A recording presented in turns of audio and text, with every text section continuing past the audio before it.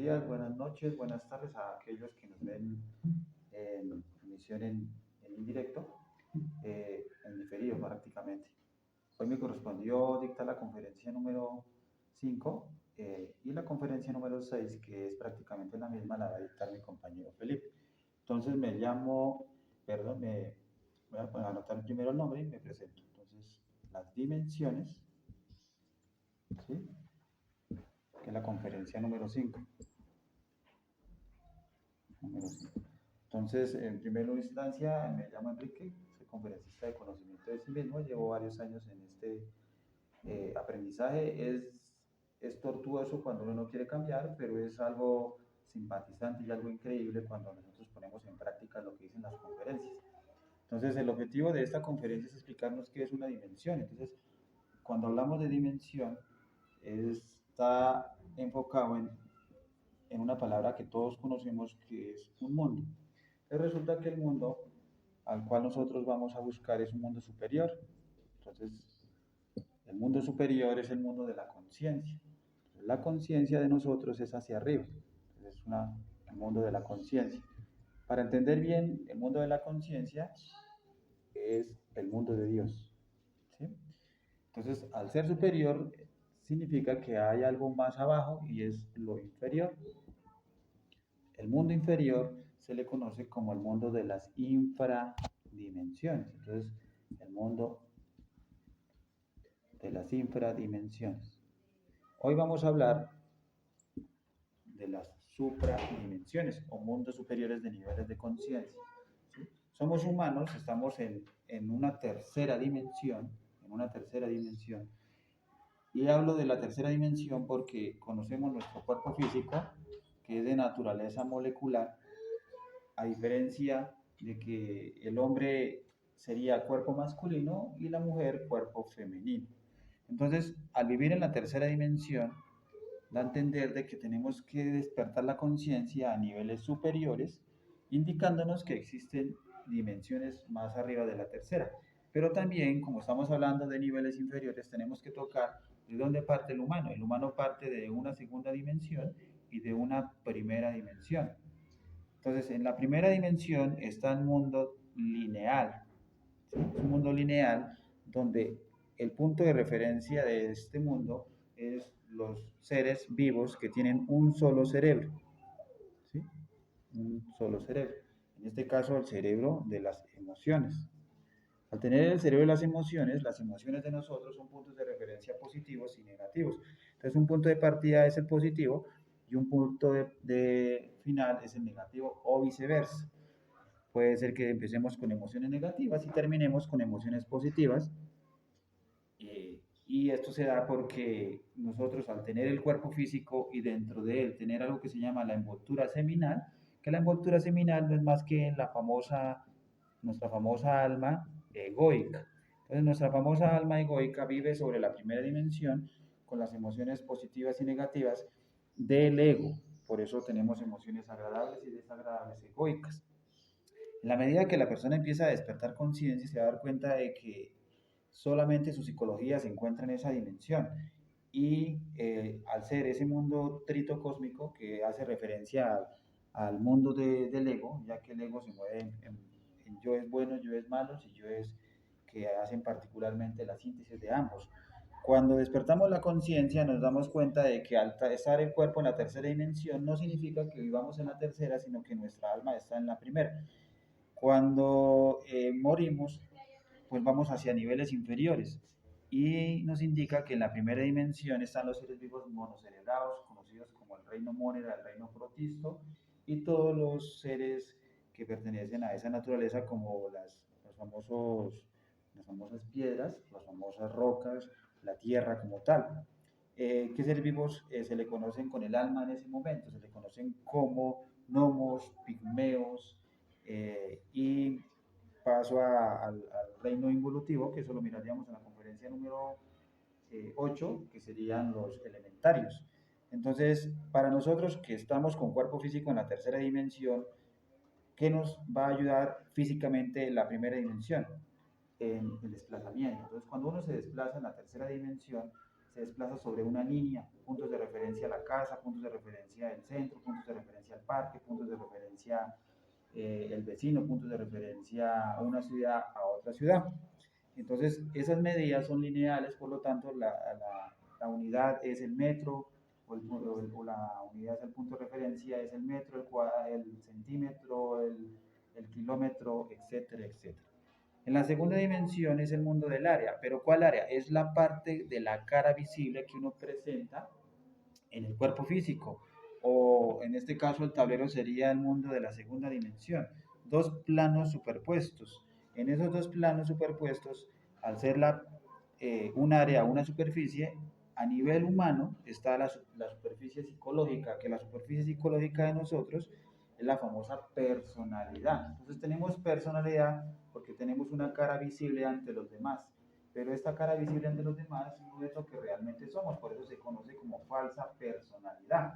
Esta falsa personalidad en nosotros se mueve a través de dos cerebros, el cerebro emocional que lo traemos de la primera dimensión y en la segunda traeríamos el cerebro motor instintivo sexual. Entonces la parte motriz de nosotros está en la garganta, la parte instintiva está en el hueso sacro, la parte sexual en el hueso coxis, la parte emocional sobre la altura del estómago y ahí estaría vinculado ya prácticamente el mundo lineal del ser humano y el mundo del área o de la superficie.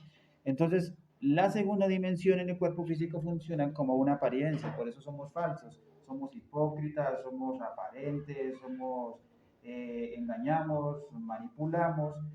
¿Y para qué nos sirve la segunda dimensión?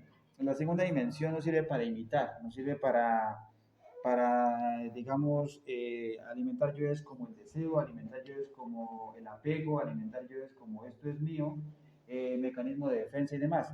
En el mundo externo, la segunda dimensión nos permite ver lo bonito, lo feo, lo agradable, lo desagradable, lo alto, lo largo, lo ancho, y limitar nuestra psicología y limitar la parte material. Por ejemplo, si uno va a comprarse una casa, uno mira es la parte de la fachada, adicionalmente mira el perímetro de la casa y el área de la casa, indicándonos que nosotros lo que estamos es, esto es mío, ¿cierto? Y eso le damos un valor agregado. Ese valor agregado se lo damos porque nosotros decimos es grande o es pequeño, es bonito, es liso, es áspero, etcétera, etcétera. Entonces en la segunda dimensión estarían los animalitos, estaría la naturaleza como los vegetales, porque los animales y los vegetales tienen esos dos cerebros, motor instintivo sexual y cerebro emocional. Ahora pasamos a la tercera dimensión. En la tercera dimensión estamos los seres humanos, pero en el cuerpo físico, porque nuestra alma personalmente está en la primera dimensión y a la manera de imitar a los demás está en la segunda. Pero ¿qué hace que en la tercera dimensión esté nuestro cuerpo físico? ¿Por qué? Porque en el cuerpo físico está el centro sexual. Entonces, centro sexual de la parte positiva de un humano, que sería el hombre, con centro sexual del lado negativo de una mujer, por polaridad, tienen que generar un neutro. Y ese neutro lo llamaremos unión sexual. Entonces, en esa unión sexual, entre órgano sexual masculino y órgano sexual femenino, se mueve en la tercera dimensión. Pero como conocimiento de sí mismo está diciendo que las dimensiones o supradimensión son niveles de conciencia hacia Dios, entonces aquí en la tercera dimensión el cuerpo físico es una función, en su función real es el condensador de la energía por la médula espinal, llevarla hasta el cerebro, tanto el hombre como la mujer, ¿sí? El positivo y el negativo, para hacer el amor. Y el amor nos lleva a fusionar los niveles de conciencia inferiores y meterlos a niveles de conciencia superiores. Entonces, lo que mi alma está como envoltura en la primera y en la segunda como personalidad, al rescatarlo lo voy a ingresar a la columna. Y al ingresarlo a la columna, entonces podemos decir que estamos viviendo en la tercera conscientemente. ¿Cómo conocemos la tercera dimensión desde el punto de vista como medidas cúbicas? Aprender a mirar los volúmenes, ¿cierto? Entonces un yo es un sistema volumétrico desde el punto de vista de la materialización. Entonces uno ve materialización como por ejemplo el borrador, el marcador, el graso mío, el tablero sería una cara. Entonces la diferencia es que esto tiene volumen, la diferencia en el cuerpo es que tiene volumen. Pero nosotros en la tercera dimensión nos enseñaron que somos cuerpo y al ser cuerpo nos creímos el cuento de que somos solo cuerpo, pero cuerpo. No, no somos solo cuerpo, somos energía condensable que está en otras dimensiones más arriba. Bueno, entonces, como estamos buscando mundos superiores, entonces ya vamos a entender que la cuarta dimensión, que la quinta dimensión, que la sexta dimensión, están muy íntimamente relacionadas a energía. Entonces, en la cuarta dimensión está la vitalidad del cuerpo físico de cualquier ser vivo de la tercera, de la segunda y de la primera dimensión. ¿Sí? Y al ser vitalidad, entonces está la durabilidad, la durabilidad de las cosas. Puntos de referencia de poder medir la durabilidad del tiempo o del delta de t es el segundo. Pero el segundo es el principio para poder llegar a comprender que es un minuto, una hora, un día, una semana, un año, una existencia. El objetivo de nuestro es que la cuarta dimensión no puede vivirse en la tercera. Es como decir, el agua no puede vivirse en la tierra. La tierra sería el cuerpo físico y el agua sería la vida que le da al cuerpo físico. Esta durabilidad nosotros la vamos a comprender en la conferencia número 10 con el principio de la eternidad, que es el éter. El éter es el principio de la eternidad. Entonces el éter de los sistemas que se encuentran en la cuarta dimensión y que se encuentran en la tercera es el éter químico, el éter lumínico, el éter de vida y el éter reflector. No vamos a explicar hoy esos éteres, simplemente vamos a entender que la durabilidad de las cosas no es porque la vida útil de las cosas la hayan hecho con mejor calidad, no, es por la vitalidad de las cosas, ¿cierto?